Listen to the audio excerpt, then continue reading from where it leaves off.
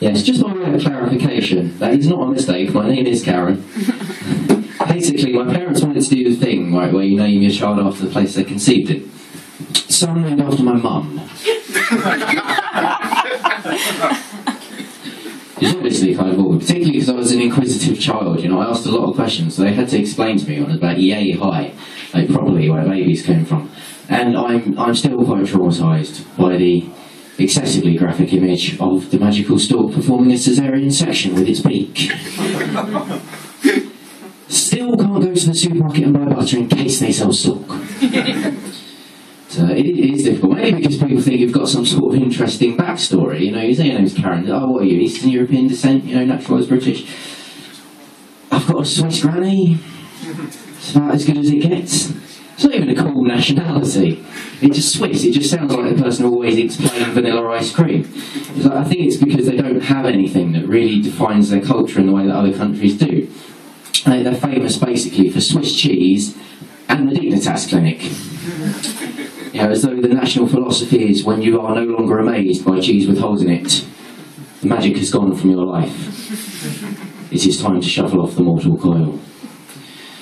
But, yes, it is interesting. But, yeah, there's just nothing that defines it. They don't even have their own languages. So there's 4 official languages in Switzerland. There's French, German, Italian, and Schweizerdeutsch, which ostensibly is their language.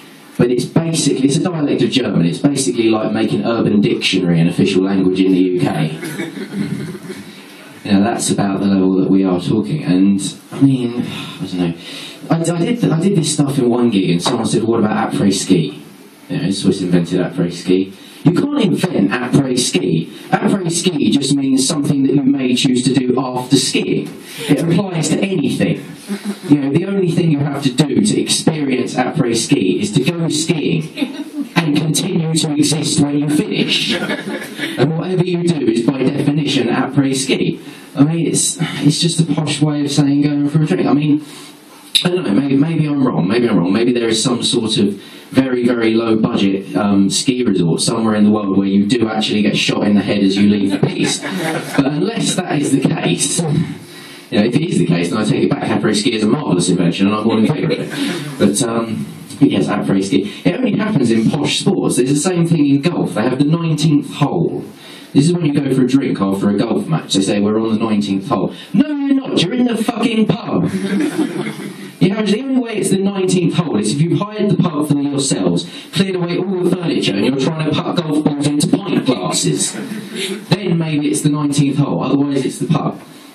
And it's just upper middle class types trying to kind of over-intellectualise everything that they do. I mean, you know, you don't bake a cheesecake and say, oh, I've invented après-dinner. Nobody does this. But yeah, it's, I suppose Swiss Army knives, I guess, in a way, are kind of symbolic of Switzerland. You know, in as much as they could only have been invented in a country with a neutral army, because only a neutral army would consider a corkscrew and a bottle opener essential items in the theatre of war. Did we think it stops at 5 o'clock for Merlot and cheese? What? Yeah, it is. It's only been invented in that. But, yes, they're full of... Swiss Army knives are bizarre. They're supposed to be for camping, like, or when you're out in bush. They're full of stuff you only ever use in your house. The corkscrews, the bottle openers, those tiny scissors that are useful for nothing except cutting the tags out of new clothes. It's the only thing they're useful for. Swiss Army knives are basically the definitive man bag. Completely and utterly useless. I don't know. Does anyone here have man bags? Joe, you got a man bag? Of course you have. You've got metrosexual written all over you. With your John Smith, fine. It's gone now. It's even empty. That's even more metrosexual. But yeah, I got one, and it looks massive. It looks huge, but you put 3 things in it, and it's full. It's like some sort of evil reverse TARDIS. It's like a TARDIS that's been invented by the Daleks to fuck with the Doctor's mind. It's, you know, you lose things in there. I can only put 3 things in here, and yet I still manage to lose things. You go in there for my wallet. No phone. Phone again. Third phone. Then it goes on.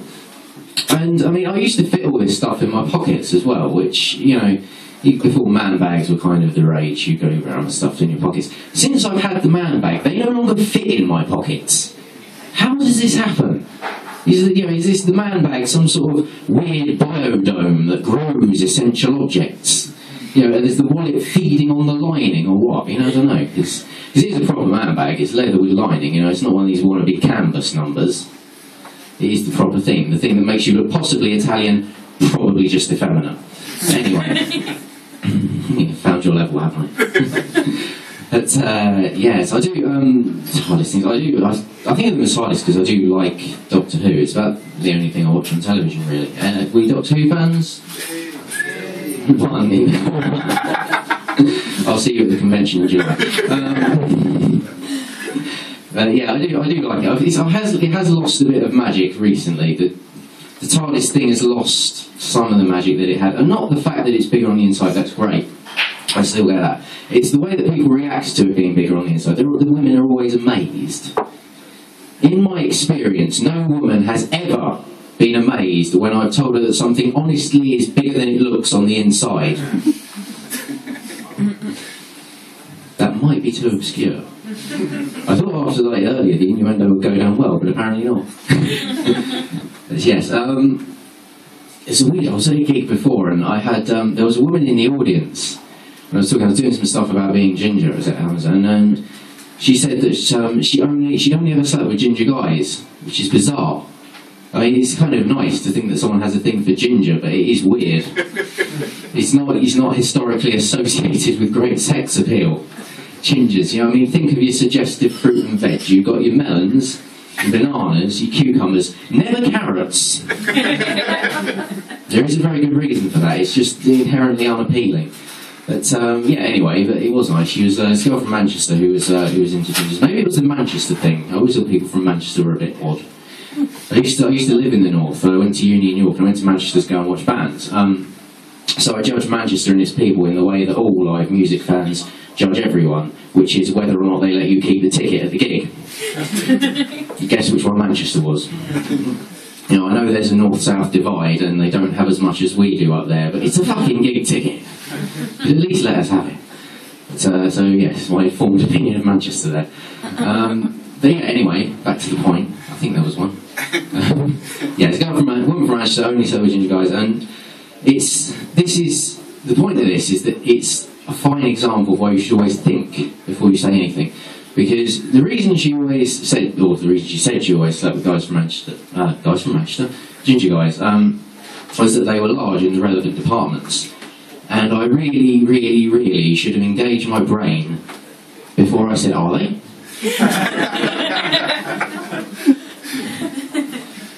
So yes, back around to Doctor Who. I've gone off on so many tangents they formed a spirograph, and we've gone back around to the beginning. It's being sort of self-betterment, self-improvement, sort of learning things, and it kind of inspired me in a strange way to read the theory of relativity, because it allegedly proves that time travel is possible. So I tried to read it, emphasis on the tried. And it does. It's all about kind of time and space being relative and gravity. Cut a long theory short. If you could build a machine that travels faster than the speed of light in a vacuum, you can travel in time, in theory. And this is great, but my problem with this is, if you can build a machine, a functioning machine, that will travel faster than the speed of light in a vacuum, you already have too much time. You don't need more. You've conclusively proven through spending your life building that machine that if you were given the power of time travel, you will waste it. You won't do anything cool, like go and, chill at Woodstock with Hendrix or invent marmalade or something. You'll go and watch the Great Wall of China being built, brick by brick, just so you can say you were there. So, let's just finish up now so you can have your interval. Which I'm sure will be excellent. But, better than we will be, I'm sure. I kind of like to finish just on a slightly more serious point, answering something that you do get asked when you do stand-up comedy. When you say to people that you do stand-up comedy, it's the first thing that they ask, which is, how do you do it? How do you get out there and do it? Well, you email the doc. If you're curious. He runs every gig in the world. He's the Greek god of comedy. I've been Karen White, thank you.